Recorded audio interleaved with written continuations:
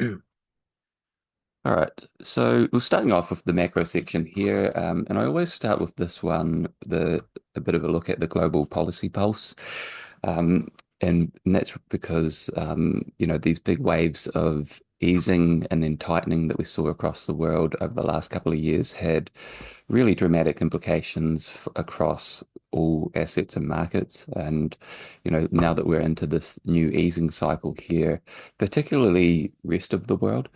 And I mention in particular rest of the world for good reason, which I'll get into shortly. But if we flow through and look at the global data pulse here, and this is really just summing up all the different data across the world, we can see there that the US had been going along pretty well over the last couple of years, but if you look at the global picture there, it had been for a bit of a slowdown thanks to all that previous tightening, and now we're coming out of that, with the leading indicators actually pointing to ongoing recovery there. And again, I sort of think it's always worth focusing on the data pulse and sort of the main currents before getting too bogged down in the various news flows and tariffs and all the rest of it. Because even though those things are very important and they have a big impact, it's it's within the context of the underlying trends in the cycle and in markets that comes.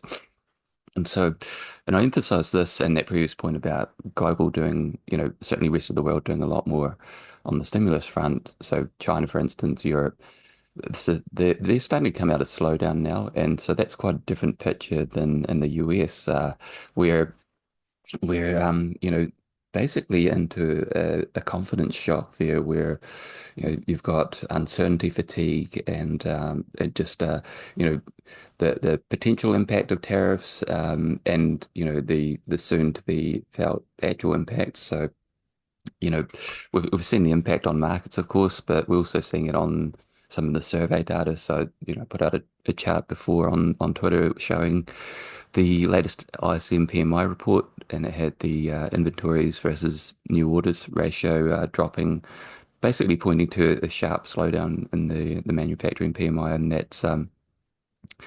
that's partly a result of a spike in inventories relating to, you know, pre-tariff stock up, but also new orders have actually come down. So, even if, there is a bit of pull forward to front run the tariffs, that is actually going to leave a bit of a demand pocket, air pocket. And so, you've got real impacts, confidence impacts, all these sort of distortions going on.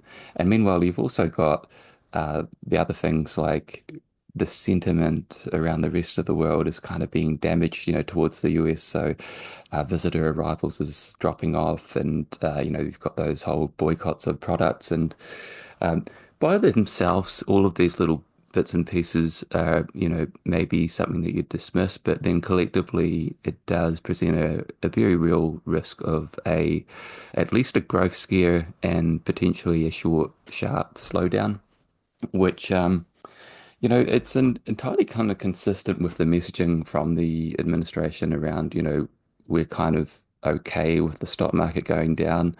It's not the same kind of administration as it was the first time around, where it was almost a, stock market cheerleader kind of game.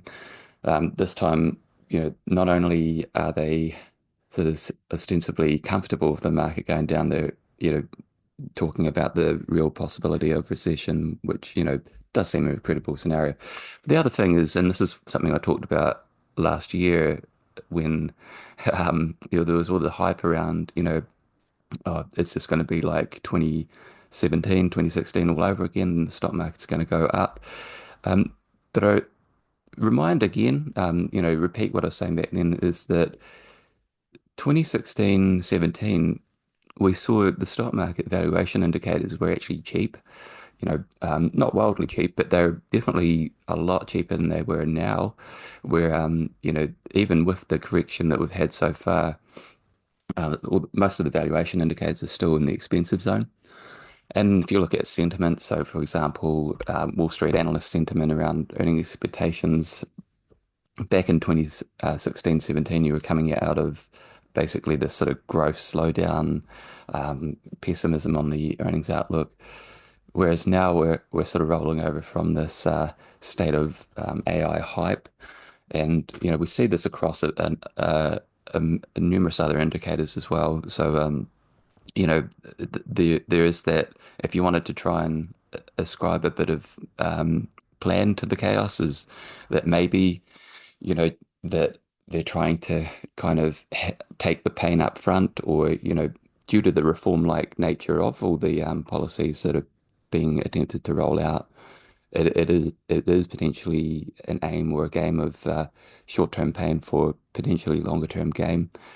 If I was a market timer and a political strategist, I would probably think, if you're sitting there facing these kind of valuations, and if you look at this chart in particular, showing US asset valuations across stocks, credit, US dollar, and housing, if you're faced with this and you thought, well, there's a pretty good chance that sometime in the next 4 years, uh, that kind of thing is going to reset. And if you had to had to have a stock market correction, or asset bubble bursting, you'd probably want to have it earlier in those 4 years, so that you could kind of recover from it in the later part. Maybe that's being overthinking it a little bit, but whether that is by design or not, that's kind of what is facing us now. So, even if you do get a short, sharp slowdown, it's, from a risk standpoint, it's set against this backdrop of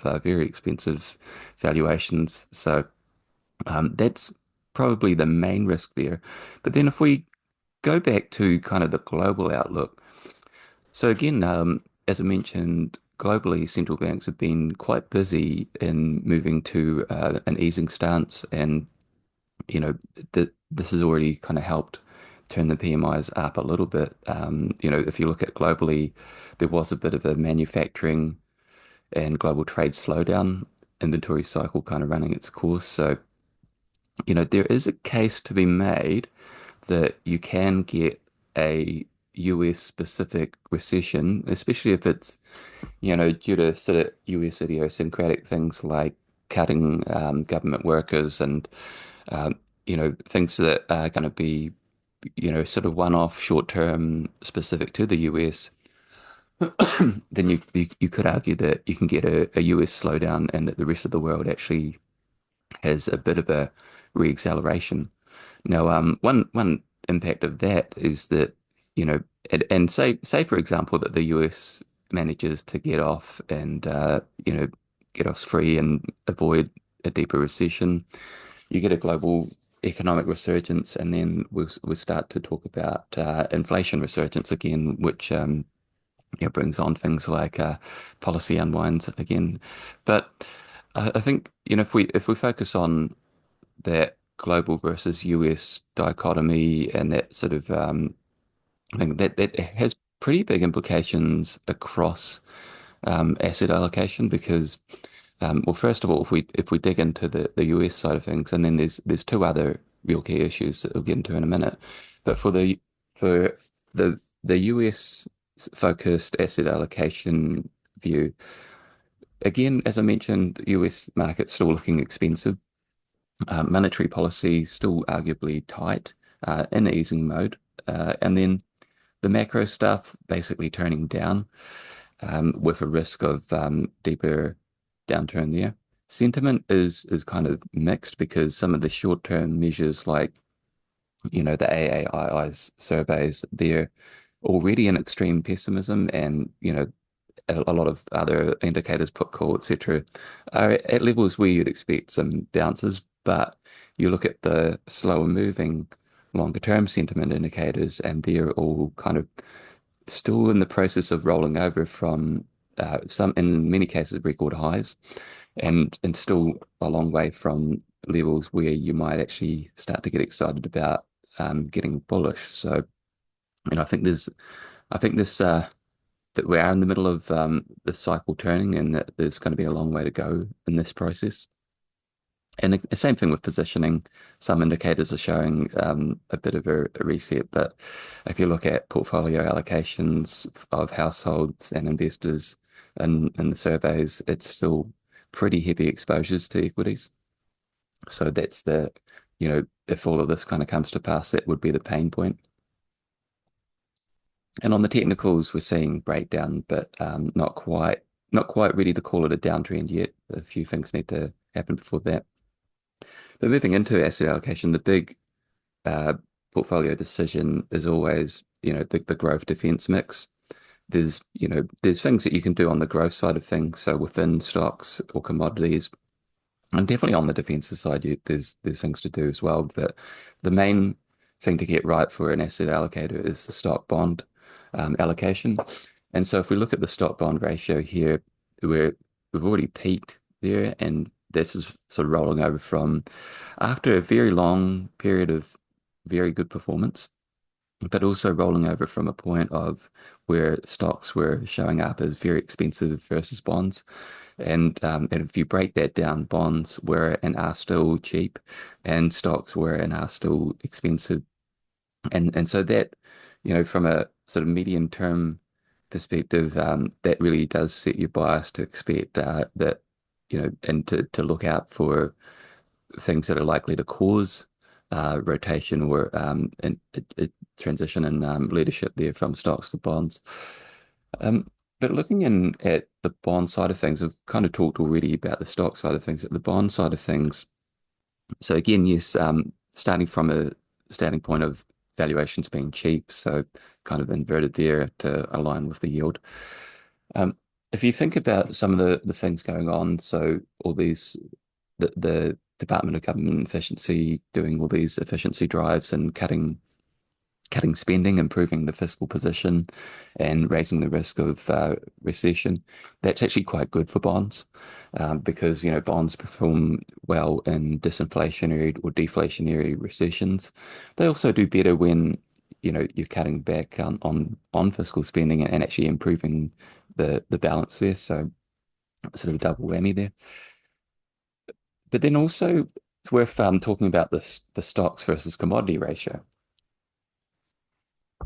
Because if you, on the other hand, whether or not the US goes through a bit of a correction in economic conditions, the if the rest of the world really charges ahead, and there's another reason to believe that, which I'll get into in a second, then that's going to be bullish for commodity prices, especially insofar as China, etc., are concerned. And commodities, just like bonds, are actually quite cheap, in big contrast to stocks, which are expensive. So the valuation spread there between stocks and commodities showing stocks is very expensive versus commodities, and it's the same kind of peaking activity there for the stocks versus commodity ratio. And this is all relevant because if you think about diversification, what is a diversifier supposed to do? The diversifier is supposed to go up when the other asset's going down. And the reason why you want that is because that smooths out the ride, but it also means that you've got something that you could sell and use as buying power if, stocks go for a prolonged downturn and you end up at the bottom part of the cycle where things are cheap again and it's, that big buying opportunity. And so thinking about the diversifiers, you've got stocks versus bonds, commodities versus bonds. Commodities benefit from a global resurgence and reacceleration. Bonds benefit from a recession and disinflation, deflation. And so, the diversification approach at the moment would be a bit of commodities and a bit of bonds, or at least, having clear triggers of when which of either of those scenarios are becoming more likely. But I think, as a side note there before moving on, you could actually have a little bit of both. If US itself goes through that short, sharp downturn, Fed goes to easing, and rest of the world going all right, and US dollar coming down, boosting commodities, and sort of you do get that double whammy. And in terms of commodities themselves, as I mentioned, they're cheap. Technicals are turning up. Um, Commodities index there has actually been stuck in this range for the last while there, and I would really call that is basically the stalemate or battleground of recession versus reacceleration. So in terms of triggers, commodities themselves are probably going to tell us what's going on. So a breakout to the upside is going to be global growth, resurgence, a breakdown is recession. So a good one to just keep an eye on there just for that purpose alone. But also, the broader case here is looking good. We've had a big reset in sentiment. CapEx is still quite light, so a bit of a supply tailwind. And you've got a bunch of positive thematics there. And, if rest of the world turns up, then that's good for demand. Just briefly on credit, it's kind of echoing the statements around the stock market. I will note there quite quickly is just to make a quick distinction between credit spreads and corporate bonds. So corporate bonds themselves have duration kind of embedded in them. So, if any blowout in credit spreads and defaults is, not too bad, then you can actually get an offset from the duration side of things in a recession. But just focusing on the credit spread side of things, we are actually seeing them turn up now from the lows. And so the thing I say about credit spreads is that when they get to really low levels, it's the same kind of signal as saying that the stock market is expensive. And actually, they really do follow a similar path there, as you can see in that chart there with credit spreads inverted versus the S&P 500 valuation indicator.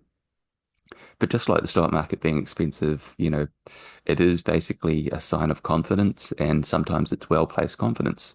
And, ultimately it only matters from a timing standpoint once things turn the corner.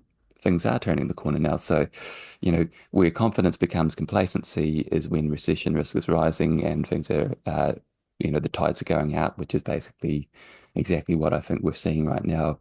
So, yeah, just again reaffirming that heightened sort of risk stance there. And then global equities, well, it's a little bit difficult to talk about global equities as a whole now because we are actually seeing this rotation start to kick in. And you can actually see it here. So the grey line is rest of the world, which is actually, rebounding there uh, at the time where the global level is turning over all US, which is mostly US, but also just honing in on this euphoria meter here, which is a combination of forward PE, VIX inverted, and smooth bullish sentiment from the surveys. And I combine those things because they all basically give you different sources of the same kind of information. And so again, what we're seeing there is it's a bit slower moving. And it is basically moving in line with market cycles. And so to see that roll over from record highs, I mean, that should be the biggest alarm bell ringing that's out there right now. And paired with what we've talked about there, I mean, you know, it's always tricky to try and say, oh, market's rolling over, we're going into a downturn because that is kind of going against the long-term trend where stocks tend to go up over time. So it is a bold call, but when you see evidence and data like this pointing to, these kind of textbook concepts of market cycles, it does give you, greater conviction in making those assertions. But yeah, to get into global equities, and this is where we get into the point where what I mentioned before, if US into a slowdown, rest of the world charges ahead. And it also raises a question that I think will probably come up is, can the rest of the world really actually put in decent performance, whether absolute or relative, if the US is in a downturn? And I think conventional wisdom would be to say no, but there's a few things going on that are kind of different or worth honing in on. So first is the valuation side of things. So clearly a big divide there. The US broke away, and it's just in a whole different reality there. And for good reason. If we look at the earnings curve there, the US had been in an exponential curve, whereas the rest of the world been on a bit of more of a sigmoid curve, but they're starting to pull up out of that. And so that's one reason to believe, because valuations are actually reasonable for the rest of the world. The other thing is that we've had this kind of feedback loop going on at the global level where because the majority of managed fund assets now are in passive index tracking products, that has meant that the winner, the US, has become more of a winner because you have global flows going either into passive or into US. And then that also bids up the US dollar, which also improves their returns. And because the US assets are going up, that makes them more excited. So they put more money in, and then more money flows there. And one of the results of that is that we're now looking at record levels of foreign ownership of the US stock market. And so the one of the things and one of the reasons why we've seen such a significant sell-off in US market but not global markets is because we're actually seeing that start to unwind. All this policy uncertainty, the risk of a US specific recession, and actually better prospects back home is seeing real actual rotation away from the US market back to domestic markets or other markets. And so, that's uh, one way that you can have that happen. The other one is the good old US dollar, which we'll kick into here. So, looking at the chart on the left there, this is the valuation indicators for frontier, emerging, and developed market currencies against the US dollar, all very cheap, saying that, um, if you think about that like a stock, basically sitting there cheap and, turning the corner. So that's a good thing. From the US dollar perspective, that means that the US dollar is basically expensive against just about every other currency group. And meanwhile, if you think about currencies or exchange rates, what drives them? It's the relative macro slowdown in the US, okay conditions, rest of the world. That's a formula for a weaker dollar. And, looking at the larger picture there of cycles, we've now seen a lower high for the US dollar index. So, I think that we're gaining basically technical confirmation to the fundamental story there. And that in and of itself is something that really does help global versus US relative performance and absolute performance because a weaker dollar, it helps boost financial conditions around the rest of the world. And mathematically, it just makes it, if US stocks go sideways from a global investor's perspective, if the US dollar weakens, then their holdings of US assets actually go down, even if price stays the same. And then, because a lot of investors are backward looking, they look at, what has performance done? It's gone down. Okay, well, we better sell that. And so that kind of kicks off again or reinforces the reversal of that feedback loop. And so, from, to pause there, from an asset allocation perspective, the really big themes underway here are, rotation from in the US from stocks to bonds, and then at the global level, rotation from US to global stocks, and also weaker dollar, stronger commodities. Um, and then, yeah, just I've already mentioned this US tech stocks, even though we've had a bit of correction, still expensive.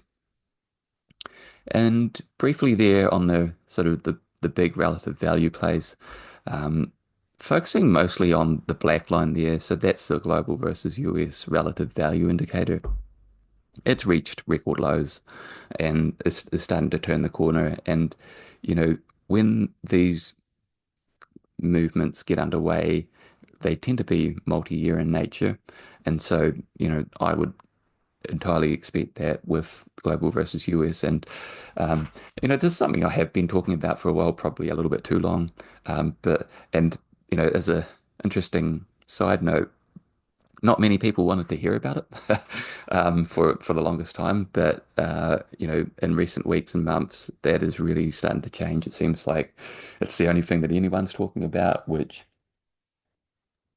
yeah, from a sentiment standpoint, maybe that's not so great. But um, when you're seeing this kind of shift in sentiment at what looks to be a logical, technical value, fundamental turning point, that's actually, you know, less of a contrarian signal and more of a, oh, well, actually, that's actually the wisdom of the crowds potentially actually taking effect.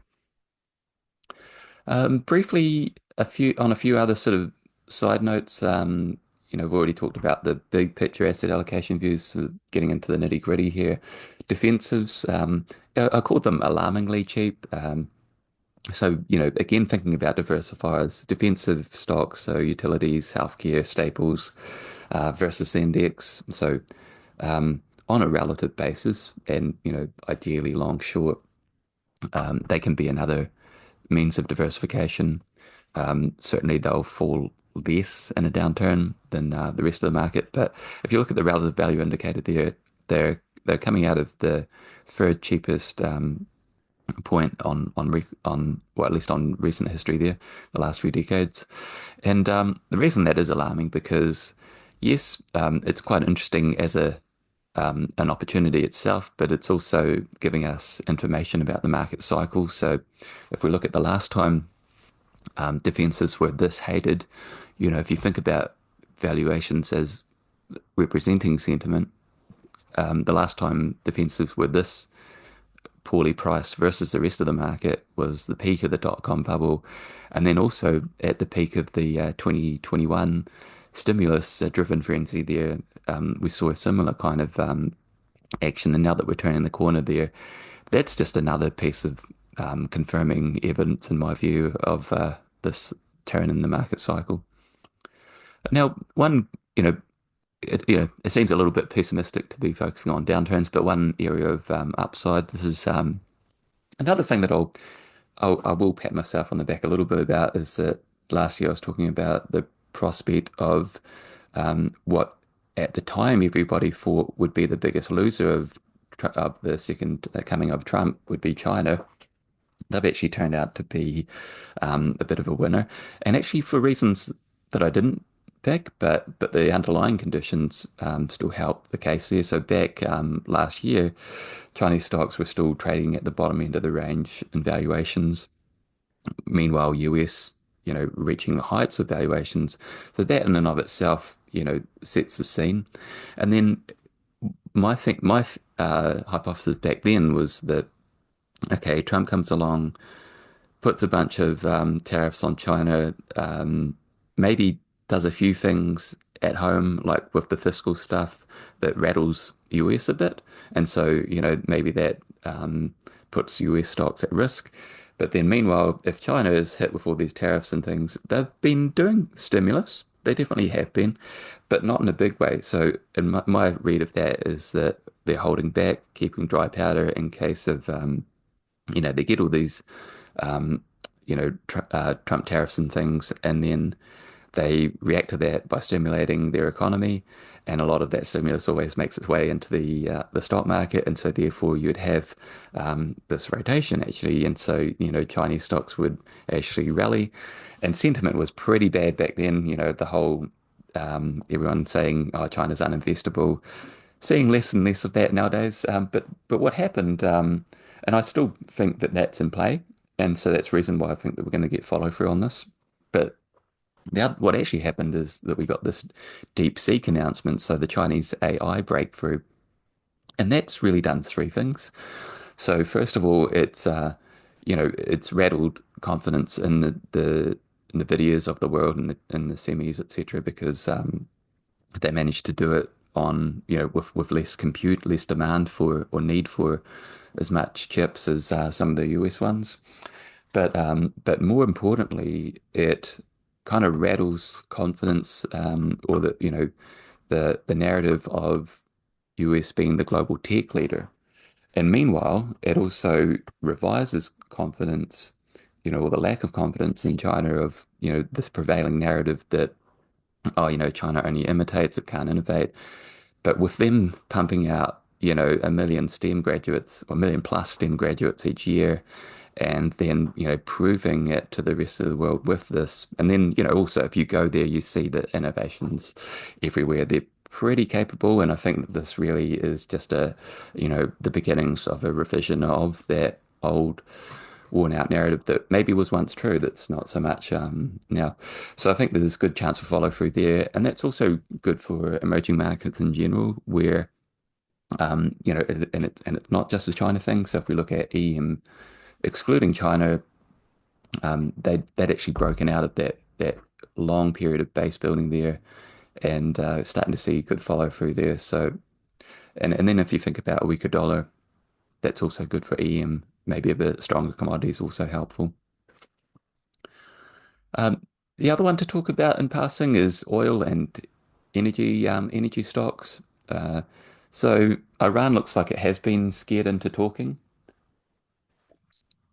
but the tail risk is always that you get this geopolitical flare up in the Middle East, and that sends oil prices higher. I think actually any kind of geopolitical flare up is going to do that. So if you think of some of the other trouble spots, any major trouble spots.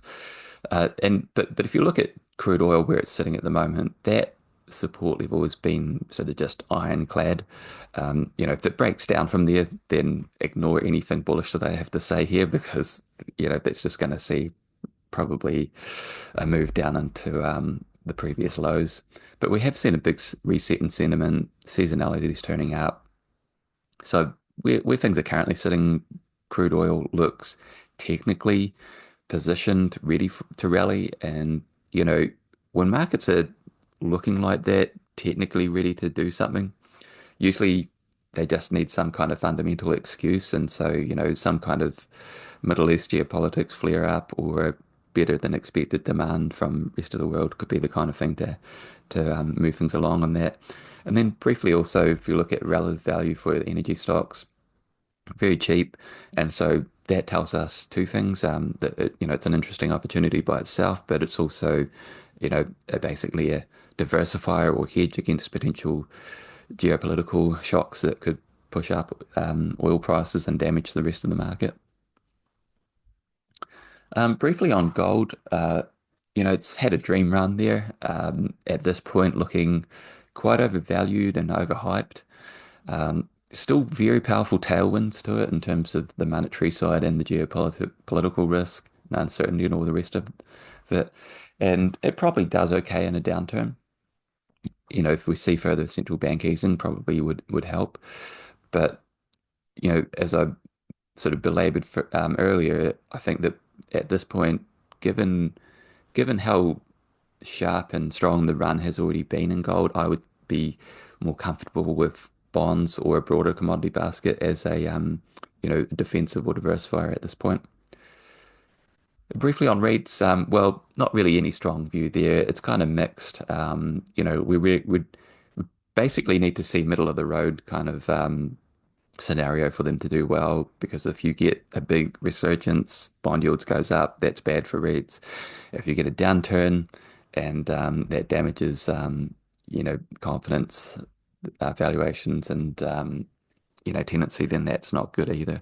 So sort of a middle path would be best for REITs. So no strong view there. And then just to wrap up with a look at sort of positioning here and asset class views, shouldn't be too many surprises. Underweight for equities, especially focused in the US, over to EM, over to commodities, over to government bonds, under to cash. And now, just briefly on the cash side of things, back in 2021, when both stocks and bonds were expensive, so if we jump back just briefly to this chart here, so back in 2021, when both stocks and bonds were expensive, we couldn't have confidence in bonds to be a diversifier or capital preserver back then. And, sure enough, we saw both of them fall and we saw the 60/40, the dumb 60/40 portfolio get smashed. Meanwhile, you know, commodities were cheap back then and cash by implication of stocks and bonds being expensive was kind of, quote unquote cheap. And so those two did do a good job of capital preservation and diversification. But now, given that what I see as the two big diversifiers, commodities and bonds being cheap, cash really has no place at the moment in that context. So that sort of explains that. Um, but overall, yeah, just to recap, the big themes there are US looks like it's in for a sharp slowdown. Risk is that that's set against a big basically bubble in asset valuations. So, that can see an unwind. US dollar likely to see further downside there. Rest of the world might well do okay in that situation because of the currents underway and the stimulus that they've already done. And the reaction, Europe's already talking that they're probably going to do some reactionary things, and that's probably going to include stimulus to offset it. And bullish for commodities, bullish for emerging markets, rest of the world. And yeah, so it's I think, a really important time for asset allocation. For the last few years, it's really been a very simple process of just being long US assets and US stocks in particular. And so, those that are following the past allocations and the past crowding and peer risk driven things are probably going to run into some issues. So I will stop the recording here.